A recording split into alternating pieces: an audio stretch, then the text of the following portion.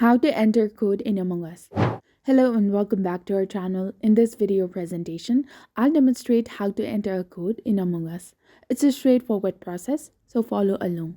Whether you're using an iPhone or Android device, the process is equally simple. In my case, I'm using an Android device. When you open the Google Play app, you will see the home screen. You can locate the Among Us and install or update it. After opening the application of Among Us, you will see the home screen where you can customize your settings. To enter a code in Among Us, click on the play button in the left hand side and then select the online option. Choose the private option to enter the code, and once you input the code, click on the arrow to start playing. This is the current method to enter codes in Among Us.